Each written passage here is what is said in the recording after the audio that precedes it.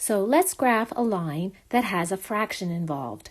Specifically, let's graph the line y equals -3/4 x minus 3. Now, up until this point, the way that we've been graphing lines is by using a table of values. Specifically, we're picking x values and finding corresponding y values, and then plotting those resulting points. So let's go about filling out a table. So we have the equation y equals -3/4 x minus 3. Now, I don't know about you, but I don't like plotting points that have fractions in them, so I'm going to try and get nice integer values for my coordinates. And so in order to do that, there's a little trick that you can do. Specifically, you want to look at the fraction -3/4 times x and specifically focus on the denominator 4. If I choose multiples of 4 for my x values, it's going to cause the fraction to disappear and get integer values resulting. So again, choose values of x that are multiples of 4.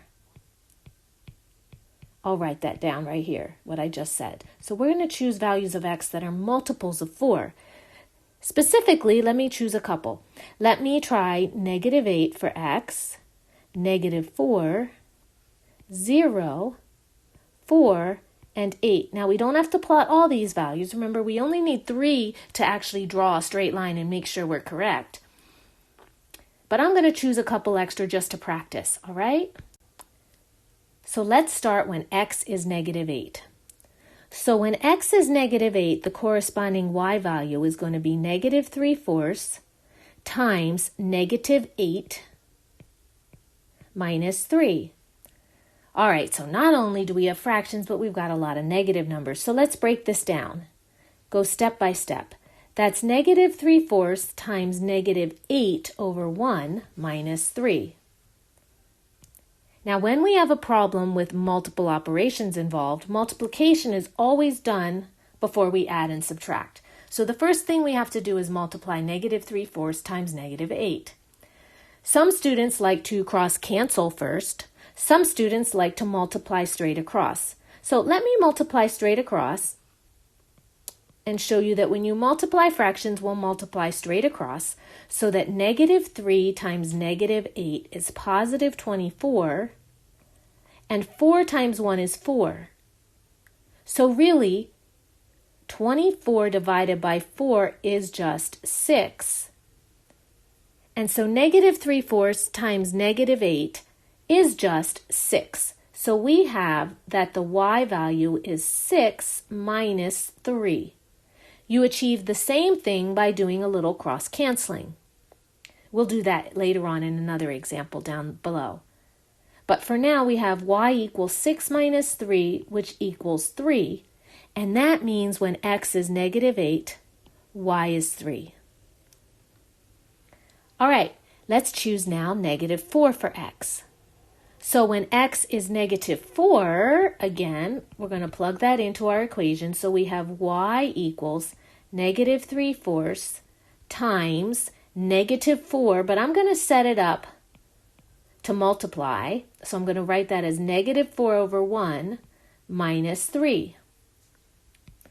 Again, a lot of stuff is going on, but we must multiply before we add or subtract. So let's multiply first -3/4 times -4/1. Again, I will simply do this by multiplying across and then reducing. So -3 times -4 is 12 over 4 times 1 is 4. So really, -3/4 times -4 is just 12 over 4, or 3.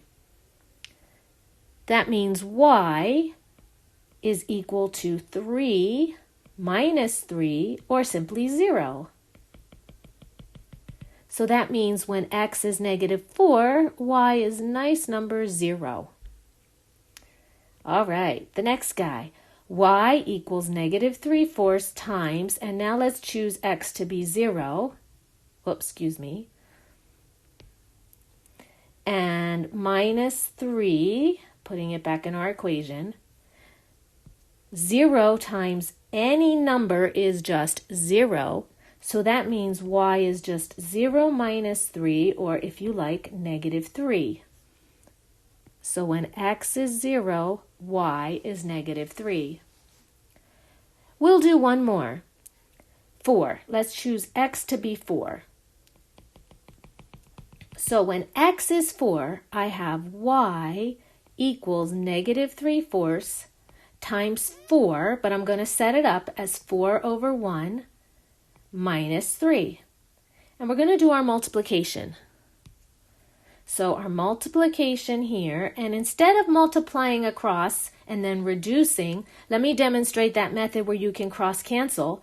We have a common factor of 4 in the numerator and a common factor of 4 in the denominator, so we could cancel before we multiply. Now we multiply across, and that gives us negative 3 times 1, which is negative 3, over 1 times 1, which is 1, or in other words, this is simply negative 3. That means I have y is equal to negative 3 minus 3, and that is just negative 6. And so when x is 4, y is negative 6. So 4 points are enough to graph the line. We don't have to worry about the 8, so I got rid of the 8. And let's now go about plotting those points. Notice I have when x is negative 8, y is 3. Well, negative 8 doesn't even fall on my coordinate plane, so I'll skip that point as well, and I'll move right ahead and look at negative 4, 0. So let's start by plotting that point. When x is negative 4, y is 0, that puts a point right here on the x-axis when x is negative 4. When x is 0, y is negative 3, that puts a point right here on the y-axis when y is negative 3. And 4, negative 6, 4 for x, negative 6 for y, that one lies slightly off my coordinate plane, but I can get a pretty close approximation. So let me plot a point 4, negative 6 right here. That gives me 3 points on the line.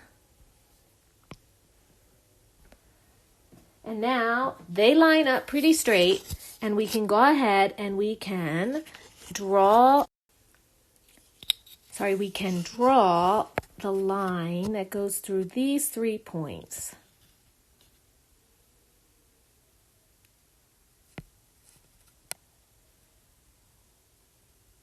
Whoops, missed that guy. You guys get the drift, right? So this is the line y equals negative 3/4 x minus 3. Any point on this line will satisfy that equation. Now pretty soon we're going to learn how to graph lines using another method besides plotting points, that is with slope and y-intercept. But for now, this was a really good example for us to practice, especially because fractions were involved.